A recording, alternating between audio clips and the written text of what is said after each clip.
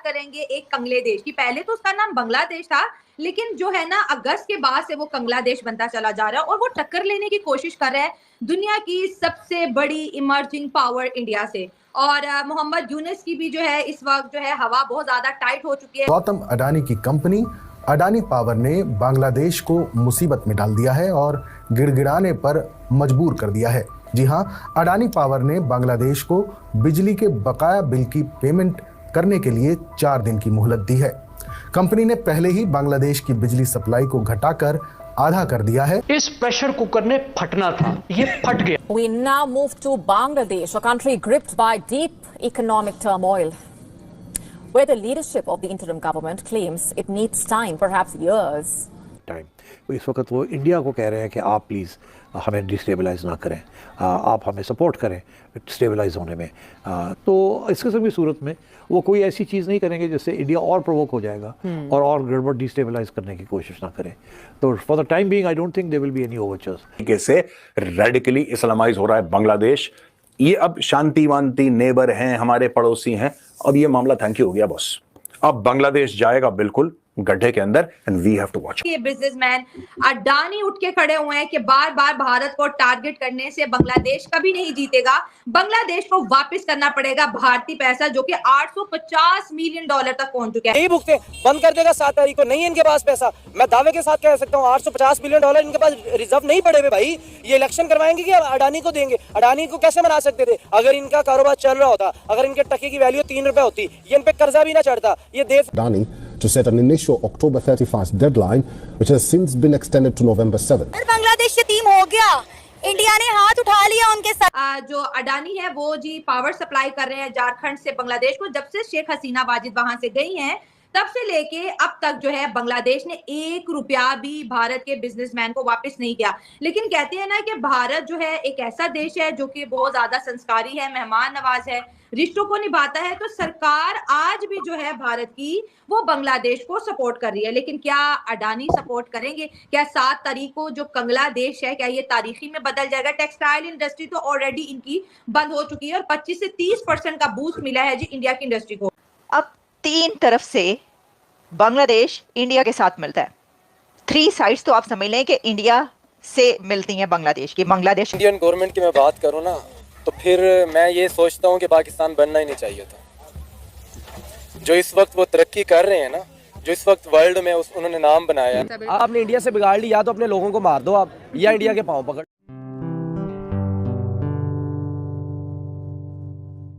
नमस्ते दोस्तों, जय हिंद। निक न्यूज़ बर्नर की रिएक्शन वीडियो में आप सभी का स्वागत है। दोस्तों, बांग्लादेश को भारत के खिलाफ होना बहुत भारी पड़ गया। दोस्तों, भारत ने बांग्लादेश को उसकी औकात दिखाकर रख दी है। दोस्तों, बांग्लादेश में जो बिजली जाती है वो भारत से जाती है अडानी पावर से। लेकिन दोस्तों, अब अडानी ने भी उनको उनकी औकात दिखाकर रख दी है। अडानी ने 72 घंटे की बांग्लादेश को मोहलत दी है, जिसमें उन्होंने ये कह दिया है कि 72 घंटे में $800 मिलियन उन्हें चुकाए, नहीं तो उनकी बिजली काट दी जाएगी। अब बांग्लादेश अंधेरे में होने जा रहा है। दोस्तों, अपनी कर्मों की सजा भुगत रहा है भारत के खिलाफ बोलकर। अब भारत ने बता दिया है कि उनकी कुछ औकात नहीं है भारत के आगे। दोस्तों, अब बांग्लादेश भी उन कंट्रियों में शामिल होने जा रहा है जो 6 से 1 साल में डिफ़ॉल्ट होने जा रही हैं। उनमें बांग्लादेश भी एक हो गया है, क्योंकि दोस्तों बांग्लादेश को भारत की गवर्नमेंट का लोन, अडानी पावर का लोन, इन सब का लोन चुकाना है। और बांग्लादेश में जो अत्याचार हो रहा है हिंदुओं के ऊपर, उसे देखते हुए तो यही लग रहा है कि अब इन बांग्लादेशियों की हालत बुरी होने वाली है आने वाले समय में। तो दोस्तों, देर न करते हुए चलते हैं आगे की वीडियो की तरफ और देखते हैं पाकिस्तानी रिएक्शन। धन्यवाद।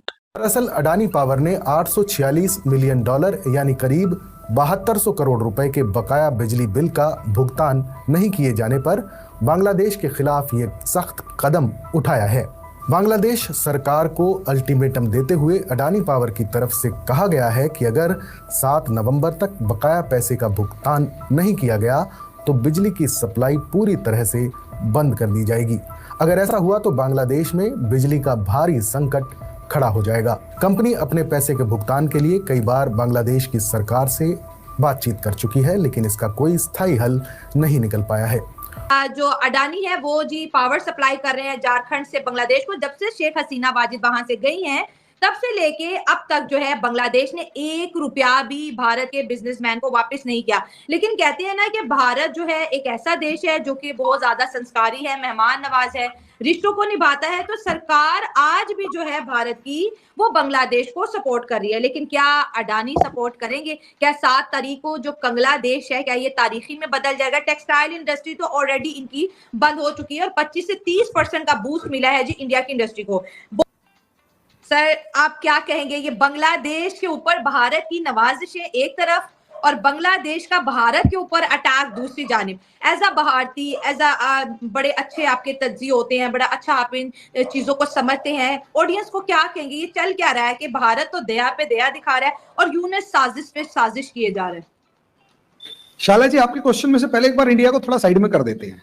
ओके, निकाल लें, ठीक हो गया। बांग्लादेश के बारे में आप एक वर्ड यूज कर रहे हैं, कंगलादेश। हाँ, आपको नहीं लगता किसी और देश के लिए भी हम ऐसा कुछ शब्द इस्तेमाल करते थे?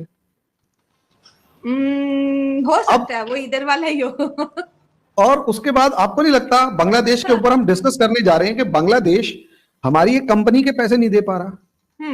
बिल्कुल। ऐसे ही आप थोड़े दिन पहले तक, या हो सकता है लगातार, एक और देश के बारे में बात करते हो, आप लगातार खबरें सुनते हो कि वो देश भी लोगों के पैसे नहीं दे पा रहा। हाँ, आपको अभी थोड़े दिन बाद सुनाई देगा कि बांग्लादेश जो है उसको पैसे की जरूरत पड़ गई है, सारी इकोनॉमी ठप पड़ गई है, आईएमएफ के पास कटोरा लेके पहुंच गया है, ठीक है, पहली या दूसरी बार पहुंचा है। लेकिन आपको नहीं लगता ऐसे हम लगातार सुनते हैं कि आईएमएफ के पास एक और कंट्री है जो 25-26 बार कटोरा लेके पहुंचा हुआ है? वो रिकॉर्ड तो हमारा है, वो कोई नहीं तोड़ सकता। शर्मानी बंद हो चुकी है उसे भी।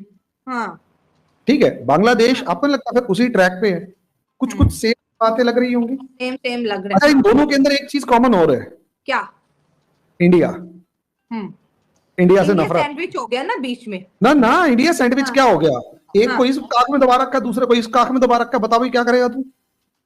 सवाल तो यही है ना, वो शोर तो मचा रहे हैं भाई। देखो सीधी सी बात ये है, आपका बहुत ताकतवर है तो सब, और आप उससे लड़ना भी चाहते हो तो कुछ टाइम के लिए तो उससे दोस्ती करो ना, उसके बराबर किसी मामले में तो पहुंचो, उसकी ताकत तो आजमाओ। प्रॉब्लम को समझिए, पाकिस्तान और बांग्लादेश आज के दिन दोनों एक जगह पर खड़े हैं, बस फर्क इतना है, पाकिस्तान जहां पर 1979 या 71 में खड़ा था या 47 में खड़ा था, बांग्लादेश आज वहां खड़ा है। और आज जो बांग्लादेश की हालत है उसके पीछे इंडिया जिम्मेदार नहीं है। इंडिया ने तो तब भी बहुत कोशिश करी है कि यार मान जाओ। इससे अच्छा एक बात बताइए, इससे ज्यादा बुरा और क्या, मतलब और ज्यादा क्या सैक्रिफाइस करें? हमने अपनी थाली में से अपने लोगों की रोटी छीनकर, रोजगार छीनकर, एम्प्लॉयमेंट छीनकर बांग्लादेश को दे दिया। भाई रेडीमेड गारमेंट के एक्सपोर्ट का हब इंडिया होता था। हमारे यहाँ 2 लाख से ज्यादा छोटी बड़ी फैक्ट्रीज थी रेडीमेड गारमेंट्स की। मेरे घर के पास गांधीनगर के अंदर वो फैक्ट्रियां थी, दिल्ली में। दिल्ली में एक जगह चांदनी चौक के सब्सिडियरी गांधीनगर, वहां पर 2 लाख के करीब छोटी छोटी फैक्ट्रियां और दुकानें थी जिनके अंदर रेडीमेड गारमेंट्स बनते थे। इंडियन गवर्नमेंट ने उस रेडीमेड गारमेंट की पूरी उन 2 लाख फैक्ट्रियों के अंदर जो 10 से 12 लाख छोटे बड़े लेवल पर मजदूर काम करते थे, उन सबकी रोजी रोटी छीन कर बांग्लादेश को दे दी कि आप अपने लोगों को रोजगार दो, हम यहाँ जो लोग हैं इनको दूसरा काम देकर उनको खुश कर लेंगे। आप अपने लोगों के पास खाने पीने की कोशिश कर, आप अपने लोगों के लिए कुछ ना कुछ एम्प्लॉयमेंट दो, कुछ काम लगा दो इनको।